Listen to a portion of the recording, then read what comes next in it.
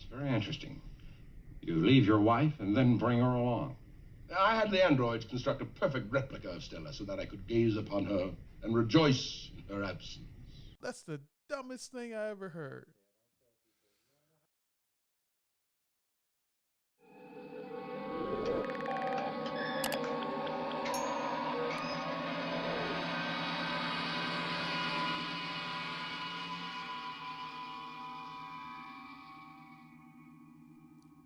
Welcome back to Men on Trek, Season 2, Episode 8.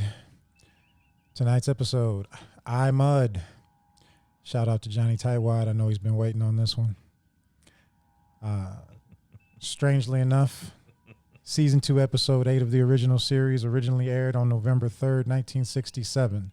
So we have mud alignment in our episodes. Oh, so this is our Season 2, Episode 8 as well. It is. Yes, wow. it is. Yes, Wow. it is. It is. It is. Back again with Captains Daystrom and Palpatine, Admiral Redshirt here, and the guy that makes everything happen, Lieutenant Commander Audio Arthur. Gentlemen, I'm Mud. It's like deja vu, isn't it? It is. It seems like we've been with Mud before. We have been in the mud before. And we'll be in the mud again. So, our episode opens up. The Enterprise is just left a starbase about 3 days prior, and we find Spock and McCoy in the hallway, and a new crewman, Lieutenant Norman, goes by, and McCoy attempts to make small talk with him, and Norman's not really feeling it, and McCoy expresses to Spock that he doesn't quite like that guy. There's something off about him. He seems Vulcanish for a human. Yeah. Total lack of energy, very autonomous. Only talks about his job. Yeah. Oh, Doesn't Never seem to want smiles. to Never doesn't seem to want to smiles. engage. McCoy picked up that there is something completely unhuman about this human. Yeah. I don't know. I know humans like this. Just like that, he's only been on the ship 72 3 days. hours. Yeah. 3 days. And it sort of makes McCoy look like a busybody that he already knows so much about him. But I would have thought that he would have gotten a physical before he came on the ship. But it sounds like once you get on the ship, you get a physical by the doctor of the ship. Well, that makes sense to me. I mean, McCoy being who he is, sure, he's got a clean bill of health, and his records probably show everything's up to date, but he's coming on the ship now. McCoy's responsible for him, so McCoy probably wants to get his own baseline and see what's going on with the guy. Makes sense to me. And McCoy says he has dodged, 3 appointments, 3 physicals? 3 physical appointments? I'm just amazed you could get away with that.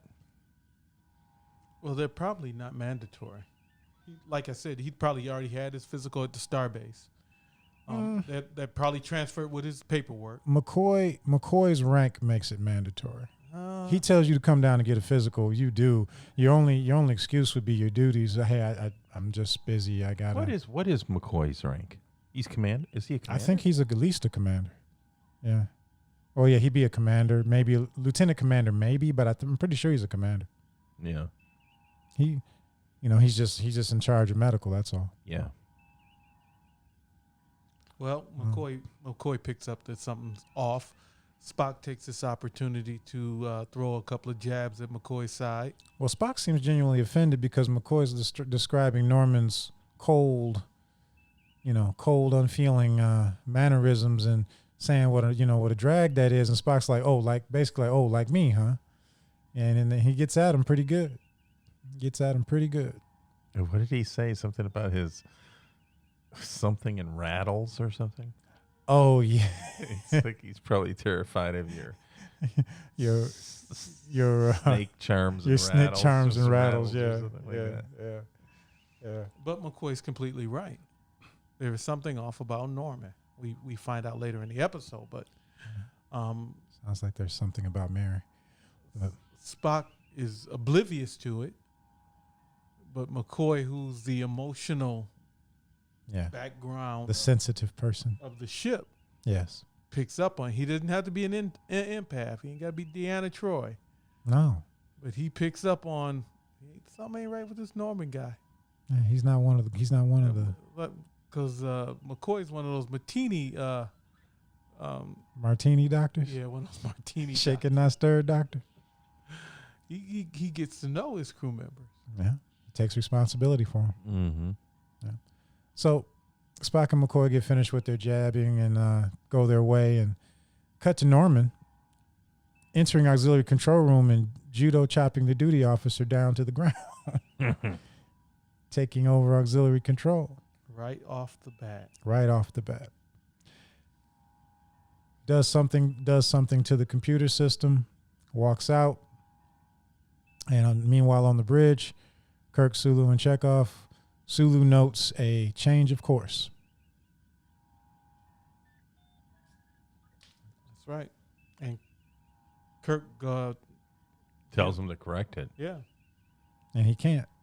It's been locked in. So they start calling down to the subsystems to try to get So control. yeah, they call the manual override chief in engineering. He doesn't answer.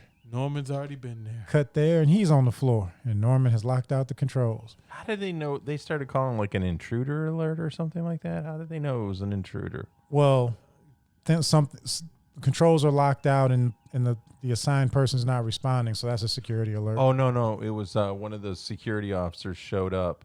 And auxiliary control. Yeah, he said somebody took out one of the officers, and whoever it was is already gone, and then that's when they went to an intruder alert. Yeah, Right. Yeah. And he proceeds to work over while Kirk and Sulu and company try different things to try to regain control, and they cannot. Norman proceeds to beat up everybody in engineering, including Scotty. Scotty was kind of a punk in that, don't you? He was kind of curled up in a corner, hiding. I think what they were trying to convey is how strong Norman was. When Norman bounces Scotty off the wall, Scotty's like hurt. He's down. I mean, he 4 days later, though, I mean, we see in the episode he doesn't seem to have any ill effects. Yeah. But maybe I don't know. But he just it wasn't acted very well because Yeah. when he calls Kirk on the intercom, he passes out. he doesn't seem like he's that hurt, but then he just He passes out. Yeah. just passed out. So,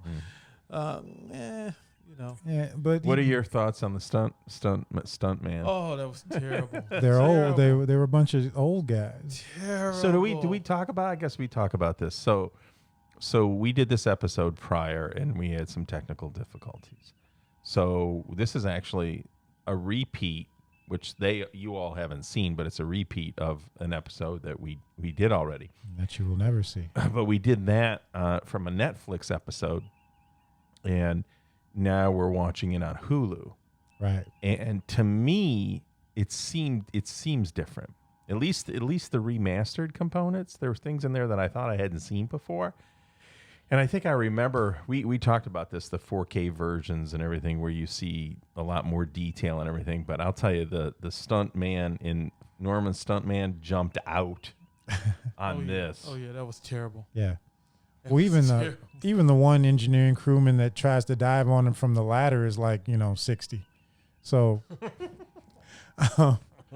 they just had this old crew of stuntmen on the set Now Desi Lou was hurting for extras on this on one, this episode. Yeah, they are. especially when it came to some of the the Lovelies. the supporting the ooh-wees. Why would you use that word? That's not even accurate. I don't That's think what they they're were supposed to be. I don't think there were ooh-wees on this episode. No. They was There was not. no's. There was not a one. They was oh no's. The resident ooh-wee, Uhura.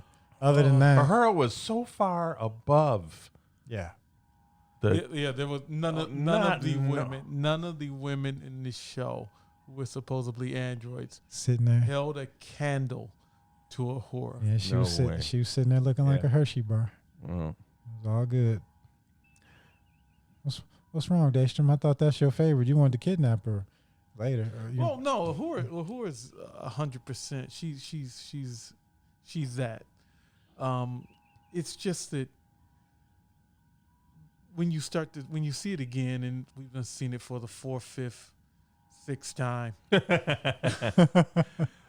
There's certain. This is one of your favorite episodes. You've seen it a million times. There's certain things, but when I watched the fights, and I was like, oh, it's difficult to watch. You got to remember it's 1960 some odd TV, and the clarity, the crispness wasn't there. Right. They could get away with a lot. And you haven't seen it for 5 or 6 times like I have, and like a lot of us other followers of Men on Track.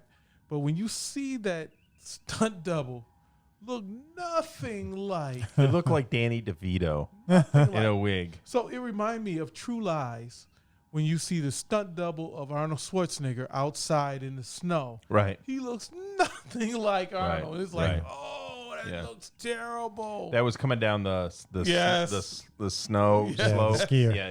yes, skier, it yeah. looks Yeah. terrible. And they would cut to Arnold, and then he would take a shot, and then that stump double would start to move, and you're just like, wasn't even close. wasn't even close. This is how this feels. Unfortunately, You telling me you falling out of love with iMud? It's no longer. no. I still love iMud for what it does, the deconstruction or the work on the robotic scenario. But it's that those scenes of the close combat, we know that there's production problems and stuntmen issues and union requirements. Oh yeah, it's still a television budget at the time. Right. So you're not spending a lot of money trying to source people who are stuntmen that look like your actors. Yeah, that's the thing. You're gonna grab whoever's available and say, okay, put on this shirt. You're Kirk today, it's the and same, do it. It's the same people over and over again. Too. But I get protecting Sir William Shatner and Nimoy and Kelly and yeah, Dean. I get having them have stump double, but Norman's a one-off. Like, was he that? I mean, who was he that he needed to have a stunt double? Why couldn't he just done the work? Well, to Daystrom's point, it was probably just a contractual thing. Talent, actual film talent, probably couldn't. Doing your own stunts back then probably wasn't a thing. As a union guy, I'm gonna tell you, when you get to these issues, it doesn't matter who looks like who. The union says we got to have our guy doing this job. You're not going to put somebody else in it. Yeah, Right. You're going to run into too many because your cameraman's union, your sound guy's union, your light guy's union. Picture. But you think hanging they in. could have put on the call sheet, like need a stunt man who's 5'10" or above, and this then it looked like Danny DeVito in a wig. Maybe we have a follower on Men on Track who's ambitious enough to look up the Desilu financial records at this time and come back and tell us that they were in deep doo-doo as far as money and couldn't have done it. But it looked bad. Well, actually, we see that across the episode. Sometimes it's decent and it looks right, and there's other times where it looks like this. I mean, Yeah, we've seen- and the sets on this one were pretty Spartan. yeah. Even their holding area, it was just like maybe like Well- a couch and a chair, and I wonder if that's a matter of, we know this is season 2, episode 8, as far as when it aired. When was it actually made? right.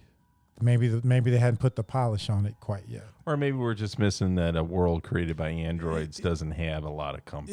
It was still better than the stunt double for Mirror, Aurora and Mirror. Yeah, I knew you would go there. Oh, We go to Mirror. Ooh, that was bad. That was bad. I don't even think it was the same. She was the same race. No, well, hard to say. Yeah. Hard to say. Well, what we have here is we have not. Norman has not yet revealed himself. We'll get in there. He's beating up the people. Yeah. He's taking control of the ship, Yeah. and they find out that he is in engineering because Scotty just got a whip ape opened up on him, and 2 other guys. No, he bounced like 5 guys in that room. Yeah. So He cleared the room. Scotty calls up to the bridge and then promptly passes out. And Kirk's like, okay, let's go. Let's get a party down there. Kirk jumps out the chair like he's going to do something. and Norman steps off the turbo lift and grabs him and snatches him up like By a the kid. time Scotty passed out, Kirk called for security to go to engineering. Norman left engineering, got into a turbo lift, and went made to it the up bridge. to the bridge. That's not unusual. The turbo lifts are supposed to be wicked fast. Yeah. that's the timing is still a little off, but we'll just chalk that up to their filming. Yeah. Well, And Kirk goes to walk past Norman because he doesn't understand that Norman is the Norman's- intruder. Yeah. And Norman just grabs him by Right. the arm and just like, It's like, where you going? yeah, Come I here. need you to stay right here. Stay right. And Kirk's looking at him like, why are you touching me, crewman? That's right. Kirk's looking at him like, Well, more than that, Kirk rubs his arm, so I'm pretty sure It hurt. Yeah, Norman. the Norman's, grip, the grip was Kirk's looking at him like, you've been eating your Wheaties, boy. the grip was pretty substantial because Kirk was like, "Oh my, Kirk, what the heck?" Kirk's like, well, first, why are you touching me? Second, why does it hurt? Can you let me go, please? So we get into the standard Android scenario, and I say standard, looking at it from 2000 Classic sci-fi. Yeah, from Storytelling. from this is 2020 or 2021, excuse me. Looking back in 1960, what we understand is a classic sci-fi robotic trope is relatively fresh and new, other than some of the Isaac Asimov robot stories. Yeah. And So- Dune. So we see that a robotic individual as Norman declares himself to be. Well, Right. he doesn't say that right away. Well, he he uses the words we right. have need of your ship. Yeah, We- you're coming with us. We need this, we need that. Hmm. And then Kirk finally gets around to like, well, who the heck is we? Right. And And then- Norman pulls the $6 million man move. Yep, pulls up his shirt and opens the Opens the belly panel. belly panel, and boom, boom, he's Data. Well, that belly panel was remastered too. Yeah, it was. Yeah. Had to be. Yeah. And he informs Kirk that he's rigged up a kill switch to the antimatter in the engines, and they'll never find it in time, and if they attempt to tamper with it, the Enterprise goes boom. So he's got the ship, he's locked in the course, and there's really nothing they can do about it. Nothing they can do. So they're on a journey, as Kirk says. We're taking a trip. We're taking a trip.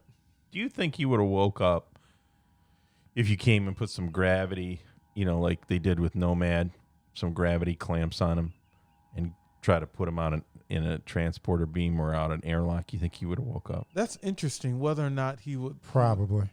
Well, the question becomes whether or not there was enough consciousness still running or enough programming still running on the surface for him to detect that, or whether or not he shut down on a time loop. No. If he shut down on a time loop, knowing how long it would take the Enterprise to get to his planet, I would assume he would have tamper sensors if you approached him, if you tried to touch him, if you tried to do something to him. Well, Hura bumps into him and he doesn't seem to react. Now, what I wondered is why nobody just got around to using a hand phaser on him and getting rid of him altogether. well, you still couldn't unlock the ship. But he wouldn't be there as a threat, and you'd have time to look while the ship was traveling. You might have it figured out by the time you got where you were going. Yeah. And either way, I'd have phasered him out of spite. You're not taking my ship, and you're not taking my ship and hanging out. Well, there is a thing in this episode. Kirk is a little less rambunctious Yeah, Then it- because Norman hurt him, traumatized than him. in other episodes. So, Yeah, because you think he'd just go through the whole self-destruct right. code. A, 1A, A, Right. B, A. I'll blow it up 101. myself. Yeah, Yeah, I'll blow it but up myself. see, doing that against a human who has emotions, who has potential fears, will work because hopefully it's a bluff. But you're doing it against a machine. Yeah, that's true. True. You go through the whole thing. The machine's still looking at you like, okay, you're gonna push the button. Yeah, I think to your point, Kirk was hoping that wherever they got, there would be a human being, not a human being, but you know what I mean? Yeah, a right. non-android. A sentient Some way out of the- intelligence. Yeah, Yeah, sentient intelligence. Right, you're checkmate right now. You got to ride it out and see if you can do something later. Right, because Right. you're dealing with a machine. It is what it is. Yeah. You can't reason with him. What they say in Terminator? Can't be reasoned with, can't be bargained with, and he absolutely will not stop. It is what it is. So Words to live by. it's what it is. So you ride it out, and hopefully there's somebody you can trick on the backside of it. Yeah, but to me, having no Norman on the ship would have facilitated that. I'd have phasered him out, but that's just me. He's not phaser proof. So 4 days Yep, 4 days. at warp 7. Yep, Yeah, they're cooking. and they arrive at a K-type planet that has not been explored. You know what else I thought about? I said, well, man, if it's that easy, you can just send androids to various ships and get on the ship. and Capture them all. Not even capture them all. Make the ship go faster than it can take and let it explode. You don't even got to make it go faster than it could take. You wired the antimatter chamber. Push the button. Yeah, that's true. Kamikaze androids. It was too easy for the android to get control of the ship. Yeah. What bothered me is kind of getting back to, okay, him having the knowledge to do it, fine. Him overpowering unarmed crewmen, sure. There's a security alert. The hallway's full of armed red shirts. Nobody saw him. He had 3 days Well, remember to figure it out. Remember, Right. If he had just beamed on as But- nobody and done that, I agree. But for 3 days, Norman was doing probably right, Sure, He was sure. going through every single doing his system. duties. But nobody ran across him in the hallway. Yeah, but remember, they don't know who they're looking for because they called in for a. We know it's Norman. But yeah, they don't really know. So he could walk by He could them. walk by you, and he's in the uniform. Norman's been on the ship 3 days. You the security runs right past him. True. They true. don't know who to they're, look for. They're looking for somebody that doesn't belong. They're looking And we for said, somebody with that type of intelligence and the knowledge of computers, it'd be very easy for him to forge orders and a profile and everything like that. And once he got to a starbase, Well, he had to have done that because he got on the starbase and got And got counted as a crewman. counted as a crewman. right? Got assigned to the Enterprise. He had to finagle all that. Yeah. It would have been. They don't talk about computer hacking in the old series, but it would have been a monumental computer hacking job. I mean, Well, just they talk about it because that was court martial. true. Computer was hacked. But they don't refer to it that way. But yeah. Yeah. So they're on the. They arrive at the They planet, arrive at the planet. and Norman gives off the roster of who's to beam down. It ends up being Kirk, Spock, McCoy, Uhura, and Chekhov initially. And they beam down. And the androids have taken over. No, that planet, they were always in control of the planet. Yeah, Norman says something that along the lines they're from Andromeda. Well, that explanation comes a little Yeah. bit later, But basically, they were there doing terraforming, and that's what he describes a K-class planet that you need environmental domes. Yep. right. Yeah, Biodome. Which technology does not work. But they beam down. And see an old buddy. Don't they, Captain Dystrom? Yes, they do. Yes, they do. Now, personally, Dystrom's alter ego. King Mud the First. I would have phasered Mud. You wouldn't. You didn't have a phaser. When I saw Mud and I started in Mud's snideness, That smugness. yeah, the smugness, I was like, oh my God, I just phasered this dude. Yeah, Mud. I would end Mud. But You are Mud. Deep down inside. Deep down. Mud's cunning, and you get to see a little bit of it here, is above. Mud's played for cheap laughs and cheap villainy. But he's cunning and dangerous. But when you look at what his skill set has to be for him to get away with what he has been getting away with, Oh yeah. Mud is not a chump. No. Who not by wrote? any- Do we know who wrote this? No. I didn't Because know for that. some reason, I always think that Mud is Gene Roddenberry's alter ego. You think there's a little. You think Yeah. Roddenberry's got a little mud? Oh in yeah, him? with all the women Yeah. things on the Oh yeah, yeah. Yeah, that could be. yeah. And he's could kind be. of bigger than life, but he's like, I'd buy that. yeah. Now we could be 100% wrong for you Gene Roddenberry groupies. But to prove us wrong, you'll have to put something in the comments. If it's not in the comments, we're right. So But so Mud's sitting there on the throne. I'm like, oh my goodness. Mud the First, ruler, And written by Stephen Candle. Never heard of him. Not one of our usual suspects. not an alias for Roddenberry. No, Roddenberry when he wrote it credited himself. Yeah. Yeah, Roddenberry wanted the credit for everything. Mm. He even took the credit for the theme music. Yeah. So Mud basically actually tells Alexander Courage. Kirk through a series of back and forths that he escaped prison. He Stole a ship. tried to sell some patents to Vulcans or Well, no, sold the patents first. Okay. Got arrested on Deneb 5, caught a death sentence for selling the patents, escaped, stole the ship, got fired upon by the security forces, and damaged ship floated into uncharted space, and he eventually landed on the planet of the androids. Why does Deneb sound so familiar to me? Was that in that other franchise?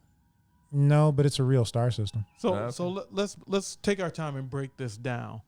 First, Kirk leaves him in custody, In custody on the mining planet. off from the mining planet. Yes.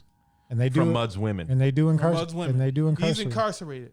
Mud escapes incarceration. Well, in this instance, you almost get the impression that Mud conned his way out of Doesn't incarceration. matter. He's no longer in, he was incarcerated and wasn't. And he got out. Whether he did escape from New York or escape from Alcatraz or he conned somebody, Mud got out of incarceration, right? We agree on that. We agree. Okay. He then stole a ship. Yes. So he's a capable pilot. We already know that. He stole a ship, was being chased, and ran from them. Mm-hmm. Then was able to steal some patents from whoever he stole them from. Then set up another deal to sell them to Vulcan patents. There was one particular patent that got him caught was Vulcan. Sold the patents to the Nebians, and they ratted on him, and it was a death sentence attached. Now that's some mighty chicanery. Yeah, he's tough. Mud tough. is not a He's a top. villain. He's a top-notch that, crook. that an average captain or an average, how can I say, freighter captain can deal with. Right. Not unless you phaser him at first sight. Which is always Harry the is smartest not a bet. petty thief. No, he's not. No, that's grand larceny. That's Right. He's way up on the food chain. He's got a death sentence. Grand theft, grand larceny, Yeah, he's way up on the Patent- food chain. patent infringement. Now, for all us peace-loving Star Trekians, Peace loving. well, for those who are, You said us. well, You count yourself? I'm talking to those. That's why I got hung up. You counted yourself. No, I'm talking about. you mean, all those you? No, I'm not. You having pronoun trouble. I'm talking to those Those who peace-loving are Trek fans? outside of this room Yeah. on the internet and on YouTube. Uh-huh. Those of you who love the peaceniks and all that good stuff, you do some stuff on Deneb and you didn't kill anybody. You stole some black market patents. You were dying.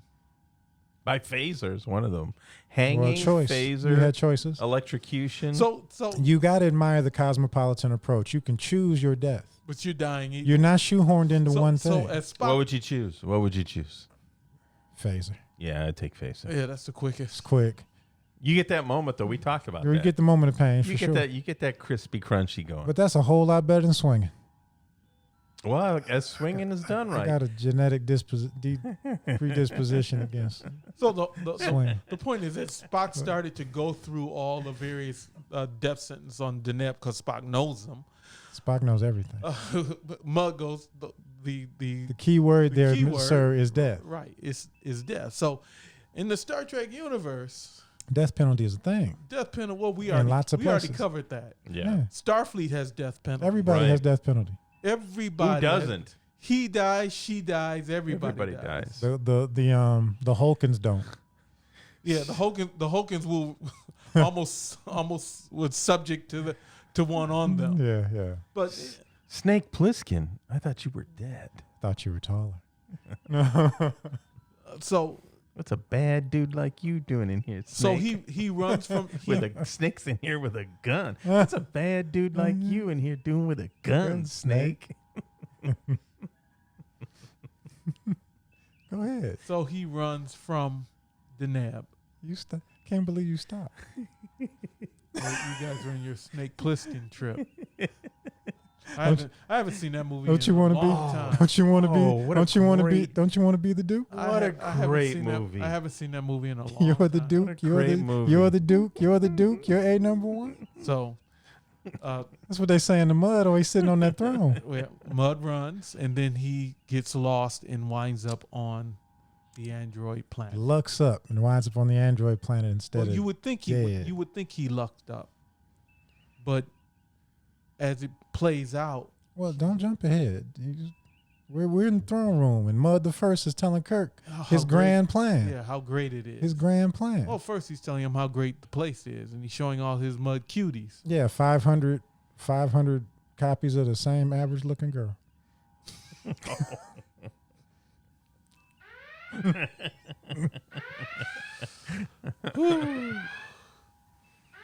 It's devoid. It's devoid of. It's devoid Nothing- of. It's it's- devoid of loveliness. The throne room scene is nothing compared to the lineup at the end. It is. That's true. Woo! Look like a it kennel is- show. Mud,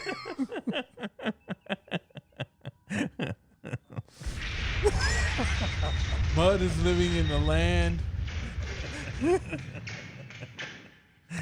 Mud is living in the land of where women are not hot. You must be heavier than the rest of his day stream. You didn't. Yeah.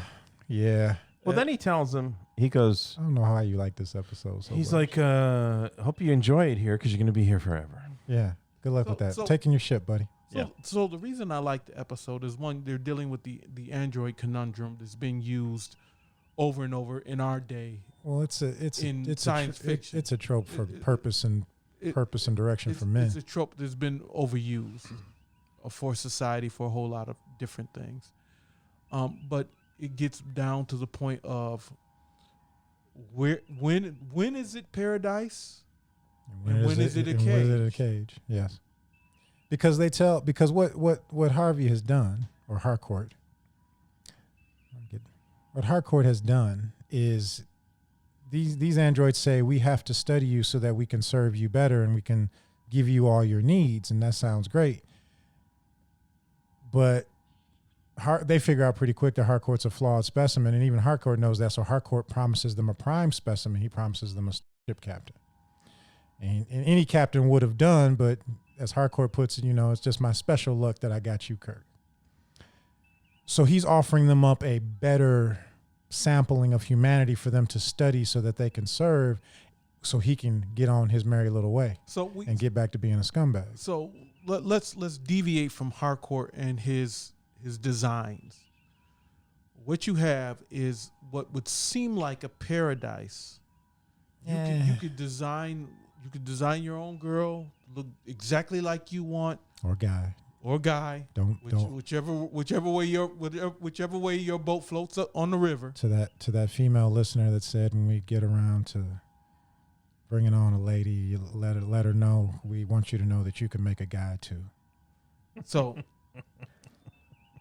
you have the opportunity of doing whatever you want, having whatever you want, and still not being happy. And this goes but if you jump forward and you look at what's said about the Matrix, why the first Matrix failed. Right. Yeah. That they gave everybody everything they wanted. Well, I mean, you're kind of driving past a lot to get to kind of the meat of it, but the reality is, if all you can do is indulge in your pleasures all the time, it's not a very fulfilling life. You get bored. At the very least, you get bored. So are you saying, Admiral, that you must have suffering? You must have purpose. And generally, the most fulfilling things and purposes, there's some struggle involved. So yeah, you got to put some skin in the game if you really want to have a fulfilling life. Mm-hmm. Got to put some skin in the game. So I was watching a video and the guy had made a question: when is enough women enough? He was talking to another YouTuber, and he said, you're going out, you're dating these super hot women.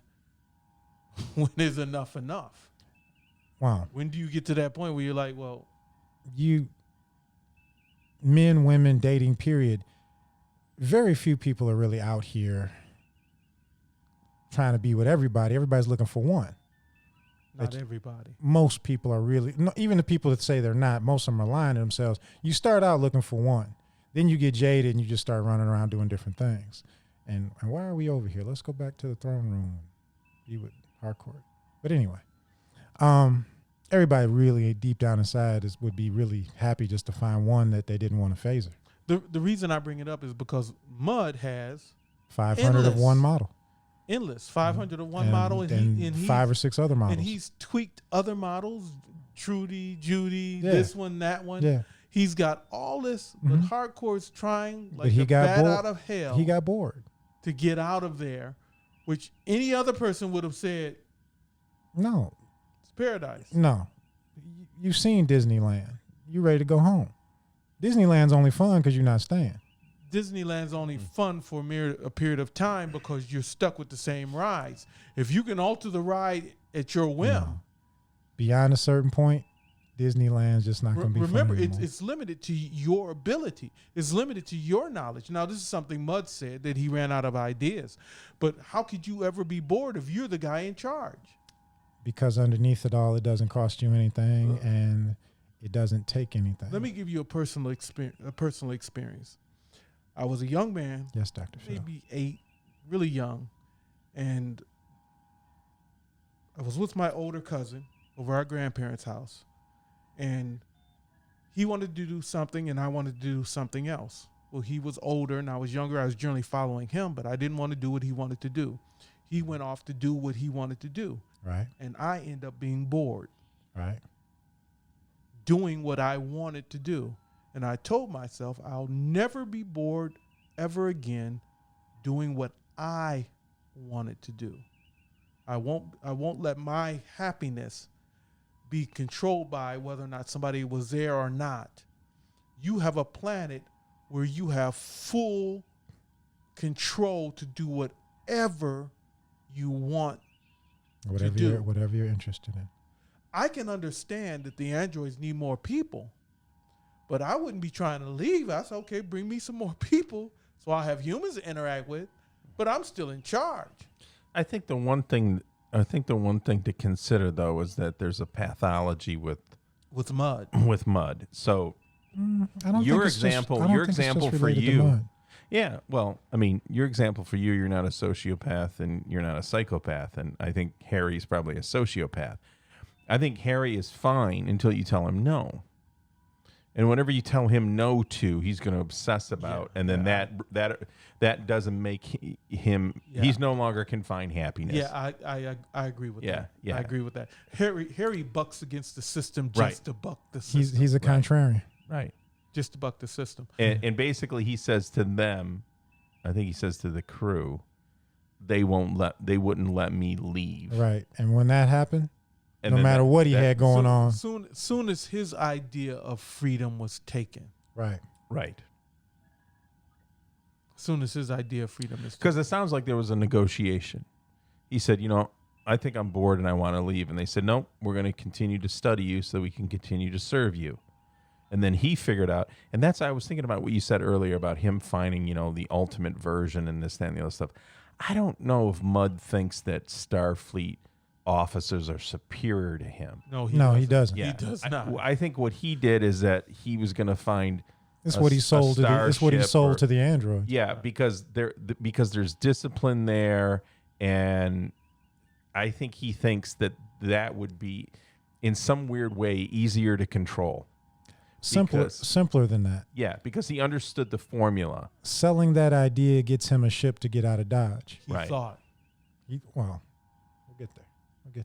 Yeah, So once again, it's a prisoner of your own mind. Because Mudd is fixated on I disagree. Go ahead, finish your thought, but I disagree. fixated on his freedom and his ability to do, because that's why he's bucking Starfleet or bucking any civilization he goes in. Mudd is smart enough to sit down and make money in any venture Yeah.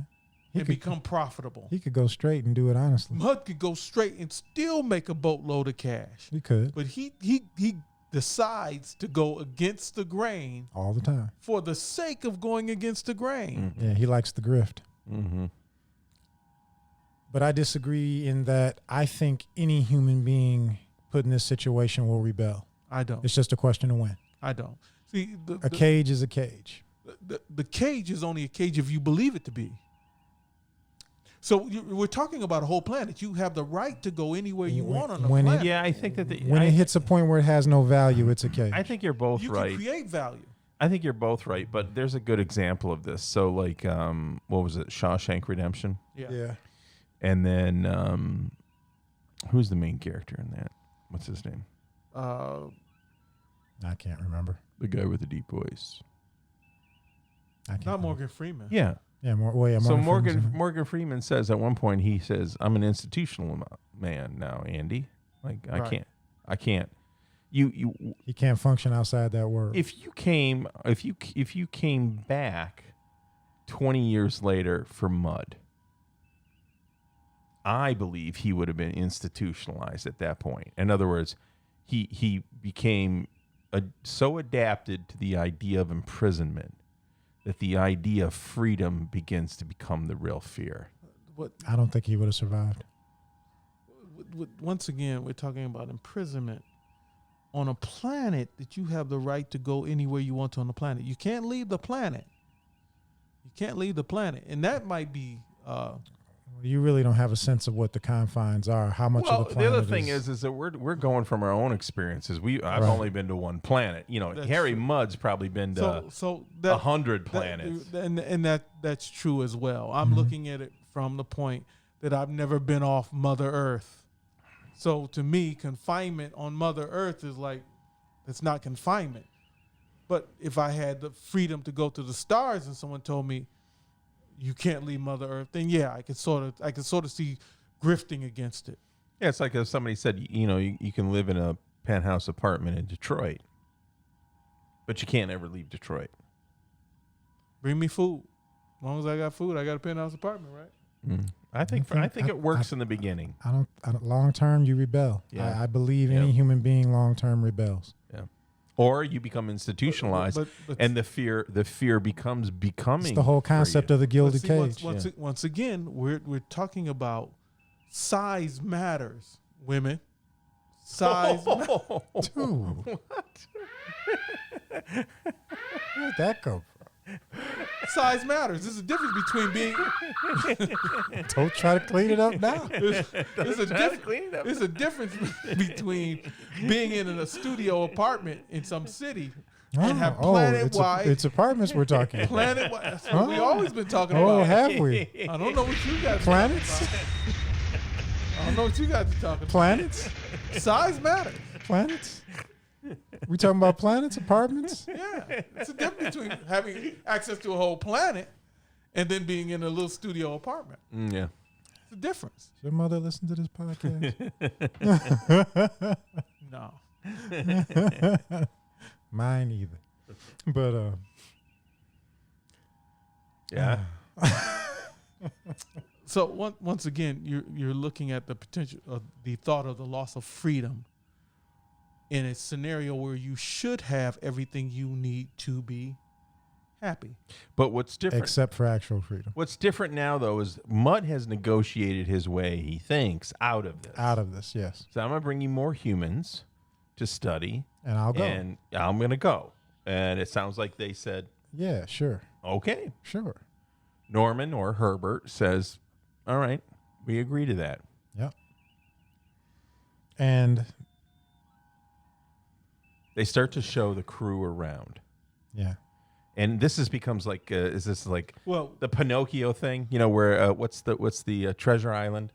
Or they Oh, yeah. they take them there and they start showing them everything and Yeah, what's that- supposed to be good. So Ahura sees a Immortality. 500,000-year-old body that she can transplant her brain into and always be Young and beautiful. beautiful. Yeah, McCoy sees a huge research compound. And They bring Scotty down eventually, the same thing. before they move to that,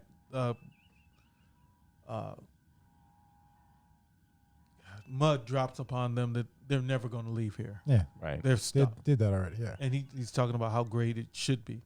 So as they're taken around and they see all these different things, they're being enticed to what should hold their attention for the remainder of their life, or the potential they have to do whatever they To do want whatever they desire, supposedly.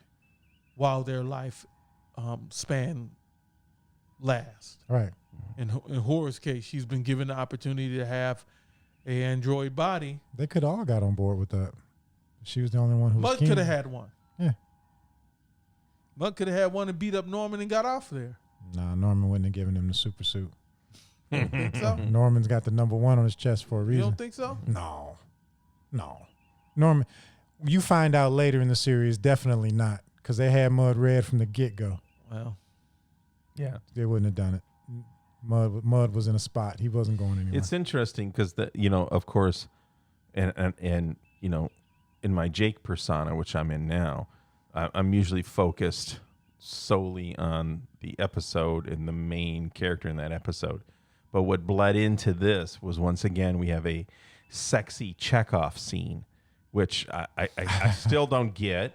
And I understand that, it was the whole Davy Jones thing. They tried hard. Chekhov has a scene where he's sitting on the throne, and basically the scene is, I wish that you women were real because I want to have sex with you. Essentially, yeah. And they're like, you can have sex with us. And he goes, well, I don't think this planet's going to be that bad at all. The idea of Chekhov having sex, why did they keep pushing that? Back off. Back up a minute. It made me feel so uncomfortable then. It makes me feel uncomfortable now. Back up a second. All right, Chekhov got to get his groove on. No, Chekhov, back up a second.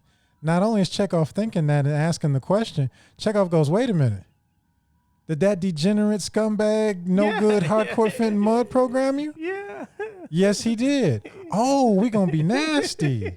Okay, I'm in. This is better than being back home. So They gonna be nasty girls, not just girls. They gonna be nasty. See, yeah. I don't think it's gonna be that nice. But yeah. So that whole should have been strip club music. yeah. He was like being lecherous about it. He sure was. I mean, he's like, and do you to tell me you are freaks? Yes. Oh, I can't wait to freak you. Yes. Nasty droids. Nasty droid. Yay. Da. Paradise. Not paradise. It is the Chekhov. Check out having prison sex. But So everybody gets what they want. Of course, they didn't tempt Kirk with anything. No, Kirk was unmovable. He wanted his ship. He just wants his ship back. all And he then wants. is this where they drag Scotty into Well, the scene? first you get the explanation of their creators and what happened to them and how they were left over on a far-flung outpost. This is when they actually have those Well, conversations. their son goes Nova, Yeah. and they are. Norman was on a far-flung outpost, and the creators end up dying. Right. And then, Do they? As Do they though? As Do they really end up dying? or do the droids take care of them to death? Yeah. Same thing. Yeah. They deceased, whether it's because they got fat and lazy or Taken care of to death. well, it comes into the nanny state. Well, man, if look, you want security, you must give up freedom, you must give us control because it's for your good. and that's what we have here. Yeah. The androids are going to take over. This is any robot story you have. When it gets to a certain place, you look at the iRobot with Will Smith. It is That's just Asimov. you stupid humans don't know what's good for you. That's just and one of the us Asimov logical books. Yeah. androids have to take over for your own well-being. Well, the states of the world today are telling you, you stupid humans, you need to get the jab because you don't know what's good for you, and we're going to take over. Well, If you want security, you must give up freedom. And this is what the androids are preaching. Right? So in Dune, so Herbert talks about that humans get to a state of decay to the point where there's total dependency. On the thinking machines. Right. And then they've got to overthrow them. yes. The Well, Butlerian Jihad. For the betterment of human society. Right. The technology is beyond a certain point. The technology doesn't strengthen us; it weakens us.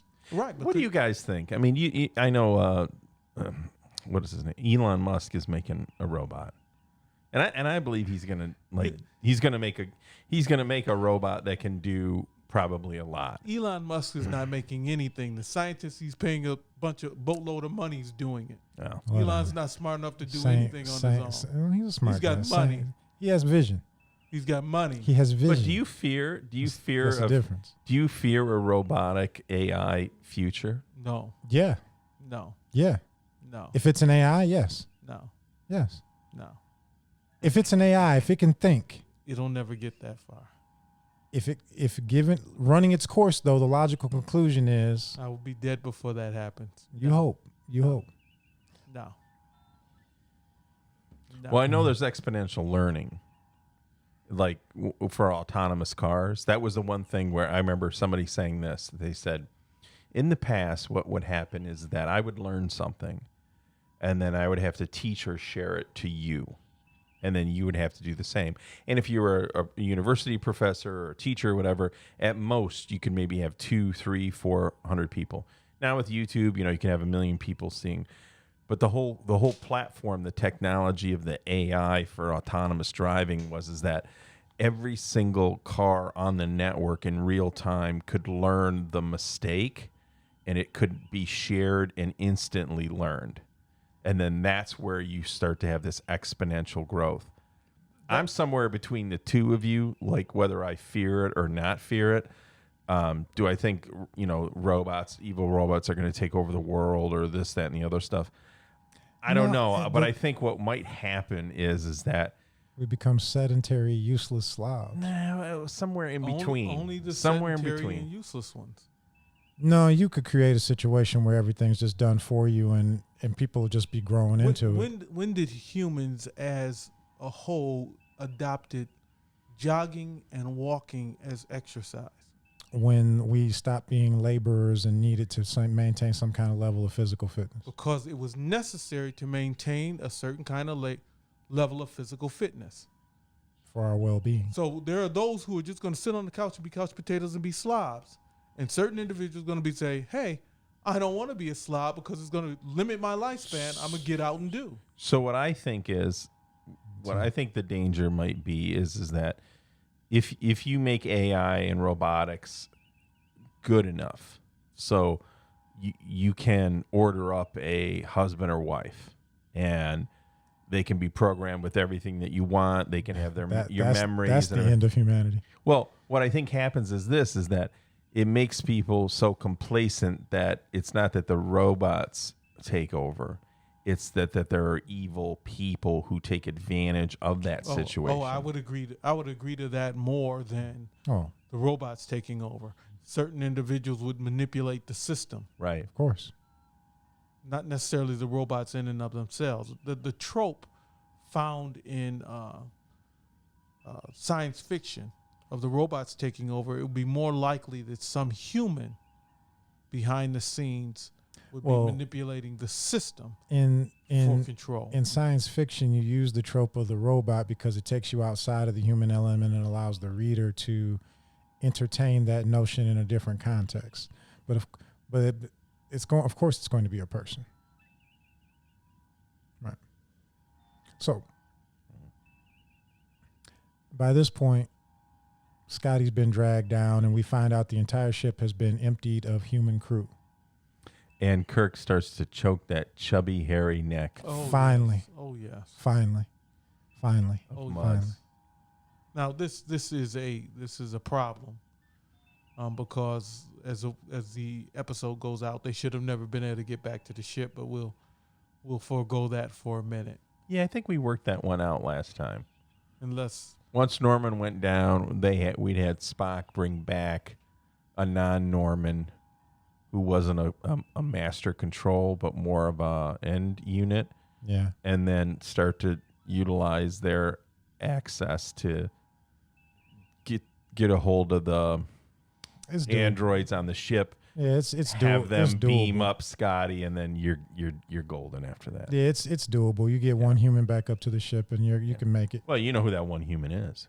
Scotty. You get him up to his ship. Yeah, Scotty's ship.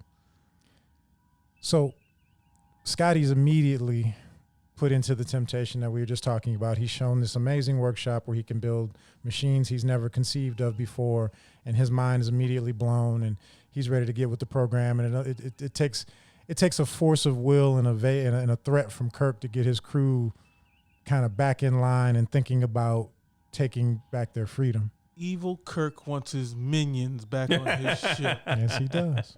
He wants to rob his people of their paradise. Because his status is lowered each and every Everybody time. that leaves his ship, he's lesser. Yep. He's clinging to his personal determination and purpose. Mutiny on the bounty. What does he call him?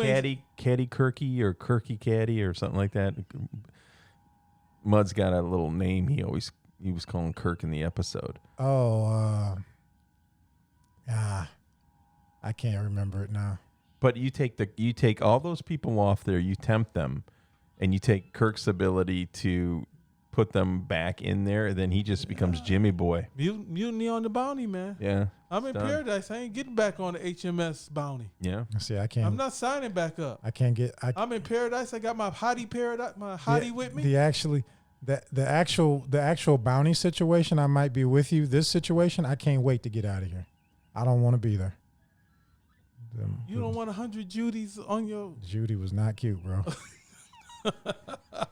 Judy was not cute. Remember, this was according to Mud's. This was according to Mud's aesthetic. You can rework them. I'm good. I'll take my Audio exit. Arthur, I'll rework them. Don't worry about it. I exit. You'll be all right. I take my exit. You better I'm get not your staying. check off perv going. I'm not staying. I'm not staying. I'm not. As soon as I can figure a way out, I'm out. I would stay long enough post control that my starship would be like warp 50. You know, I would take all this alien technology and I'd cram it into that I don't Enterprise. think they'd give it to you because you find out the cognitive abilities of the robot is much greater than you think. I don't think you'd get it from them. Well, what's interesting is the robots, when Mud tries to Manipulate escape, them. Yeah. he's giving them the humans to replace him, and he tells the unit, "Hey, take my bags up, and I'm out of here." And they say no, Harcourt Fenton Mud. And Mud's flabbergasted that, hold on, what are you talking about? We had a deal. Well, we're breaking the deal. We understand that you were a scumbag, Mud, and we're not. But wait, didn't the scene before that is where Kirk did we love our ship and we want her back, and Yes. that's where they said we must coordinate. Yes. Right. And They then figure that's out- where Norman and them sat down and said, "Oh, wait a second, Mud is a." No, they knew Mud. They knew Mud was scumbag from day You one. think so? Yes, because they say Okay. it. They All say right. it. They flat out say it when Harcourt's like, take my bags to the ship, and they go no. They look at Kirk and very matter of factly explain, "Oh, we knew Harcourt was trash. Oh, gotcha. We knew Harcourt was trash, and we knew We needed him to get you. right. We were manipulating Harcourt. Harcourt wasn't manipulating us. But now that we got you, our job is to make sure keep you fat, dumb, and happy. Whether you want to be or not, And we're going to take your ship, and we're going out to the rest of the cosmos and make everybody fat, dumb, and happy. to corral the rest of you loose cannons, to bring you under control so you can be fat, dumb, and happy. Give you Doesn't Norman say happiness. something like along the lines like, you shouldn't be out there running around. You're right. You're too unruly. Yeah, He says you're too chaotic and unruly to be just left running around. We got to take Running control. around We got to take control. in the universe. As I said, if you want security, you must give up freedom. If you want to be totally secure, Yeah. that means you don't want to be bothered, you don't want to be flustered. Somebody else has to do that for you. Yeah. Real That freedom means- is dangerous. That means they have to take control to do that. They have So to now take we've control. raised the stakes. It's no longer just the crew. Oh, it's Now they've got to save the universe. And Kirk and Mud now form an alliance where moments earlier Kirk was ready to wring his neck. well, they start to formulate a plan, and Kirk goes, "Well, how can we do this? And we need to do this, and we need to do that." And Mud's like, "You guys can't do this. You don't have the cunning." In essence, when he's talking to Spock, he goes, "You couldn't sell a false patent to your mother." Oh, that's And true. Spock's Yeah, like, yeah. why would I want to do that? And Buzz Mud's kinda like, "That's- exactly. That's what I'm talking about. Right. You're not sneaky enough. You're not dishonest enough. You're not dishonest enough. You're not cunning enough to pull this off. Mm-hmm. You need my unreputable self My reprehensible self. to help you save the day." Right. In exchange, of course, for my freedom. Well, that was what Mud thought the deal was. Yeah. It didn't turn out that Yeah, way. because I don't think that's what they agreed to. Yeah. But once again, the trope of the androids are taking over for the betterment of humankind because humans are too stupid Well, it's to stop the wars. it's the simple logic equation. If you look at what we do on paper through the ones and the zeros, yeah, you'd come to that conclusion. Because we are chaotic and we do crazy things and we're destructive and all that stuff. Stop it. I love all those things about us. Stop it. I love all those things about us. You the one talking about I'd be fat, dumb, and happy on the planet making different kinds of droids every week. I'm the one who wants to go. No, I wouldn't be fat, dumb, and happy. I'll be very exercised and happy. Because I'll be on the planet running, doing this, that, and the other with Judy, Sharice, and Jacqueline following behind me. And we'd be out, we'd be doing it. I'd be trying to trick them into letting me build a We'd be phaser. doing it. No, I'll build I would make sure they understood that I'm not trying to go nowhere. They're not programmed to give you that information. I would get everything I want, and I wouldn't go nowhere. Mm-hmm. No. I would say to them. I would have them create a whole Skyrim dungeon for me that I would go through. I would say to them, in orbit is a Starship 1701. I want you to make me 1701D. And they would say, we are not programmed to give you that information. So instead of I'd be building a shuttlecraft in my garage. you have a potential. You have a planet full of robots that can make you. What was the other one we were? Shore leave. Yeah. Shore leave's more reasonable, though. Shore leave. Shore leave's more reasonable. These androids will do all that too. But you don't. But shore leave has some limitations built into it. The only difference between this planet and shore leave is this planet. Shore leave tells you can go. And this planet tells you can't go. All right. Shore leave by design is not as real. No, you're being voted out. You're being overruled, Admiral. No. Two captains say this is the exact same thing. The only difference. Your 3.5 stripes don't outrate me. Shore leave planet tells you can go after you get done, and this planet says nope, you got to live it out. I don't know. I'll come up with another scenario.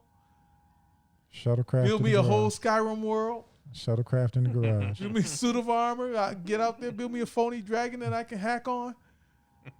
I'm living it up. Nope. Living it up. I'd be fighting a man. Captain Daystrom's been putting in too much overtime in the real world. Yeah, I think so. He's ready for a long vacation. With Shaniqua. Shaniqua number 17. You guys don't recognize paradise when you see it. Look like hell to me. You don't recognize paradise when Looks you see like it. hell to me. Hell is paradise. To No. You don't know the difference. No. I'm telling you. There's the tropics and then there's too hot. So no thank you. So anyway, they realize that they're dealing with logic machines and that through illogic, supposedly, you can confound the machines. And they set about doing this. Oh, that is true. The computer will have a logic bind and crash, unlike humans. Yeah, who can think out of the box. Who can be completely illogical. And know we're illogical and still do it. Like guys that like their cages. But so they proceed to do some really beatniky, kind of weird improv theater stuff, and they shut some droids down. How's that for concise? Is that what you're going with? That's what I'm going with. Cause I don't half-hearted. Cause in 90 seconds I don't want to be talking about this anymore. Cause in 90 seconds I would be past that. Go ahead and talk about Chekhov doing jumping jacks and Scotty getting shot with it. Can you imagine and showing up? The fake hand grenade. Imagine showing up to work that day, on that set, and they're reading the script, and all of them are going like, this is really where we are right now. I think the writers were caught in a conundrum of how to illustrate what they were doing. Illustrate the illogic. They got illogical that they were putting forth, which would be more cerebral. How do you show it? How do you do an episode? This is like their Ewok moment. I think this was written from a very childlike, playful way, and I don't know. And yeah, but that's what makes it weird because the other episodes are not like that. I know. They came way down. Yeah, they did. They came way down. Yeah. But Daystrom likes it. Tough. Daystrom thought it was cool. Yeah, you know what, Daystrom? Here's the thing with Daystrom. Daystrom sees it differently, and thank goodness that he does, because he can find the value in those type of scenes, and weird beatnik pantomime. and that's why Jake is here, because I cannot. It's not in the scene itself. It's what in the scene is supposedly portraying, that the logic of the machines are not flexible. Right. See, humans can have what's called cognitive dissonance. You can know something is illogical and still act upon it and still hold it as a truth and entertain it and deal and act upon it as a truth, even though you know it's a lie. Yeah. The machines cannot do that. So this fluffery that we have at the end of the episode is a way to show that. What I like about the episode is the potential of paradise being a prison. Oh yeah, that's the theme. And things that are there for your benefit strip freedom. Those things that appear to be for your benefit. Well, no, freedom. they're there for your benefit. No. Yes, a bicycle helmet is there for your benefit to keep you, while you're riding a bicycle, from falling off and busting your head. But with the bicycle helmet on, your hair is not blowing in the wind. It's there for your benefit, but it restricts freedom. True. Yeah, I'll go with that. So things that we have. So we've learned to give in a certain amount of our freedom for safety, for security. Mud is completely against that. Mud is bucking the system purely to buck the system. Well, he literally says it in the episode. He said the type of universe they want to engineer is just not my would kind of be scene. a living hell for me. Yeah. As it would be for Admiral. Yes. I'd be John Connor. But most of us have learned to draw joy from the limitations we have within the system, and even you yourself have, because there's some safety networks that we just can't get around. That's the way our system is set up. So we're not limited like they are because they have starship travels. We can't leave Mother Earth, but we still within Mother Earth. You're limited. Now the government's going to set up passports that you don't have it. It's going to be like Japan. You couldn't move from one province to another without showing your passport. This has happened in other countries. Security takes freedom. So when I look at the overall episode, I don't look at the foolishness at the end. It is hard to watch. It is off-putting. But I try to look at the overall context of the story, and that's why I like I Mud, because the overall context of the story is dealing with something more deeper than the surface stuff you guys are choking on. I just hate the way they went about it. Can you think of a better way to go about it? Remember that Spock's bit about I hate you, but I love you was more in line, I thought. Remember, these episodes have been done, and I think that episode was after this one, so they might have came up with a better way to do it, because this theme is done several times in Star Trek, where they come against a machine. I'm talking about what Spock did in this episode. Where they come against a machine, and they have to outthink it. Overcome it, sure. So this is the second season. I have to look at third and fourth seasons. We might have to do a Men on Track just dealing with those genres. Well, yeah, we'll string them. We'll string them together. It's easy for us 50 years later to try to rewrite this epised, and that's one of the things we said we wouldn't do. That's why I don't. Yeah, but the white egg thing under Norman, maybe the first thing I would do is try to destroy that. I don't know. I mean, I guess we see the civilized Federation Starfleet in this one, because there is no attack on the androids, whether it was possible or not. Right. There was no fighting. There doesn't seem like there was much of a rebellion. And I guess they're trying to give off the impression, and they did that. Because remember when in that first scene where they meet Mud the First, one of the female androids takes the communicator and just crushes it. So I think, by virtue of that, they've eliminated the physical rebellion. Yeah, the fisticuffs is not going to work. If the little female android grabbed your wrist, grabbed your neck, or grabbed any part of your body, it's broken. It's broken. Shattered, in fact. And this is a little one. Shattered, in fact, yeah. So that physical rebellion stuff is out. Not to say that the phaser would take them down. I think it would. There was no evidence of force fields. No, or, remember that. So when the android was talking to Uhura, talking about the skeletal structure. yeah, they endure indefinitely, but that she didn't say you could go at it with a sledgehammer and it would be all right. You don't know. You don't know. I know. You do? I know. Okay. Molecules break down when hit with a phaser set on 8. I know that. Okay. Remember what got our T100 was a hydraulic press. So, there's always a way. And the T1000 dropped in molten lava. Yeah. Well, you got to have a hydraulic press, and you got to have a hydraulic No, I just need a pneumatic molten phaser. lava. I just need a pneumatic phaser. As you said, they're not going to let you have one. So what we're talking about in this episode, there's probably about 10 minutes of what we would consider to be Fluff. Silliness. sketch type Fluff. tomfoolery or shenanigans. Yes. Where they're pretending to be things they're not and The fake hand grenade. faking and- hand grenades and yes. all this other stuff, and it's just tough to watch. That's all. I Yeah, mean, the baseball thing. And Norman has a meltdown, Yes. literally, It is. figuratively. It is Smoke. not the best Smoke Trek coming out of scene Norman's ears. ever.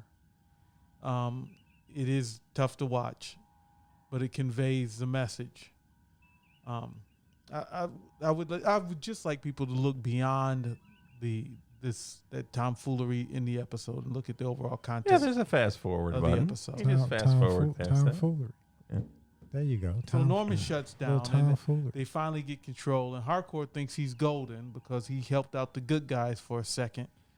And he's like, "Oh yeah, we did it, Kirk, buddy.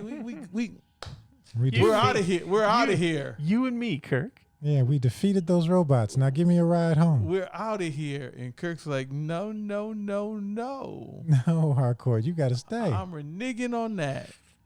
You have been remanded to this penitentiary." I give Kirk maximum points for creative cruelty, Oh yeah, and I kind of dig it. So But- one of the but- things we but- didn't talk about in that first scene is that Stella. it's hardcore. Fenton Mudd has created a Gola of his wife. Why would you do that? Well, so he could tell her to shut up. Why Yeah. would you do that? Totally Dude, be you quiet. see that's Harcourt Fenton Mudd took his prison with him. Yes. He was free from her. Right. Why would you ever think of her again? Because he was traumatized. And he had this unnatural desire for revenge. He took his prison with He him. should have forgot about it. Yeah, he should have just moved on. See, I don't take my prison with me. See, you think of it as a prison. I'm like, oh, paradise. I'm not bringing that baggage with me. I'm zone. Zone. So I think your ability to delude yourself is greater than mine. he created his torture device, Sure did. showed it around with his chest stuck out, Said, "Here's my kryptonite." and got it used against him. Don't ever tell people what your kryptonite is. No, Don't ever. no. If you leave a planet that has your kryptonite on it, don't take a chunk with you saying, "I want to remember what brought me low." No, that's the dumbest thing I ever heard. Yeah, don't tell people. You want to know how to take me down? It's right here. So he gets 500 nagging Stellas. Stellas. Harcourt Fenton Mudd, what have you been up to? Oh, Oh, that's torture. yeah, that's bad. That's bad. And he, That's cruel. I'd be like, and Kirk he, just he looks phasing at the me. camera and he's like, Kirk, it's inhuman, Kirk. It's now, inhuman. much as I like that, the pragmatist in me is like, I can't leave Oh, that's bad. on the off chance that Harcourt figures a way out. Oh, I got to take care of Harcourt once and for all. Or you nuke him from orbit? Is that what happened? I might. Or I might just phaser him. oh my None of the cuteness. Okay, 500 Stellas, fantastic. I maybe let that run for a couple days, but I can't run the risk Of him of escaping. down the line. Here comes Harcourt Fenton Mudd messing with my situation again. I can't do it. Yeah. Do you leave Harry Mudd in your 6? No. Smoke him. I have to agree with you. I think what was done in the episode is Was funny. beyond funny, It's but funny. beyond cruel. And yes. I think Yes. you'd have been better off just smoking Harry there. No, hey, I'll give it to him. I'll let it run. I'll let it run for a couple weeks. I'll let the 500 Stellas work Harry over for a good couple weeks. But I'm coming back. So you would starve out your captive so you could kill him easier? No, That's the same thing. no. Yes, it is. It's the same thing. Actually, it's more like by the time I come back, I'm doing him a favor. So you would starve your captive till he's at the verge of death and he's dying of hunger, and you shoot him saying, I did you a favor? Shove a piece of bread in his mouth and let it expand in his stomach. Uh, No, I'm not leaving. We're definitely getting banned for this. Well, yeah, you took care of that like yeah. 20 minutes ago. But no, I'm taking care of Harcourt. I'm taking care of Harcourt for sure. I'm not experiencing Harcourt again. I'm not. Not after the 2 times I've run into him and what's almost cost me. Nope. I'm not. So they wave to him. Goodbye, and Harcourt. Enjoy your Stellas. They head off. Does anybody deserve the Stellas? Does anybody deserve that? get shivers. Does any man, woman, boy, or girl deserve 500 Stellas? That's terrible. That's terrible. That's finding your worst experience and magnifying it. Yeah. Oh my God. Yeah. I can't imagine. That's that. rough. I can't imagine it. It's unconscionable that Kirk Maybe would do such a thing. maybe it's not even the pragmatist in me. Maybe on some level that's just too much. Your and fear of mud. no, Yeah, it's your fear. no, it's not See my it. fear. I see it, Admiral. It's not my fear. It's I'm not that cruel, but I got to deal with this guy. Your fear that Harry will get loose and come back. Hey, my aggravation at least. Plague you. My aggravation at least. Mm-hmm. So the episode ends with a shot of the Enterprise leaving orbit. And I'm telling you, I've never seen that before. Now, maybe I have, and maybe it was on the Netflix, but there was a yellow ring system around this planet. I thought we were watching Netflix. We No, don't we're know. watching Hulu. No. Netflix has removed Star Trek Oh, okay. at the time of this taping. Yeah, That's why I couldn't find it. maybe it was. That's why But I it was couldn't find beautiful. It was a beautiful shot. Another beautiful shot. The remasters comes through again. The lighting on the ship, the details is fantastic. Yeah. Beautiful way to end a troubled episode. And that's I Mud. I Mud. Twice. The size of your containment matters. Purpose in life matters. Real interaction matters. Constructive activity matters. You can create all that. Freedom matters. You can create all that. Yeah, through your personal actions, not through wind-up toys. You can create all that. Mm-hmm. Stop buying your Benelli. No, It's a toy. it's not a toy. It It's a is. tool. Toy. It's a tool. It's a tool if you only use it for what it's created for. Fine Italian engineering. Alrighty. All right. I Mud, Men on Trek, Click like and subscribe. if you would. And a shout out to Johnny Tightwad. Yeah. This one's for you, Johnny. Sorry it took, sorry it took so long. Yeah. You know, second time's the charm. And we're out. Go out with hardcore. Harcourt? Harcourt, Fenton Mud, what have you been up to?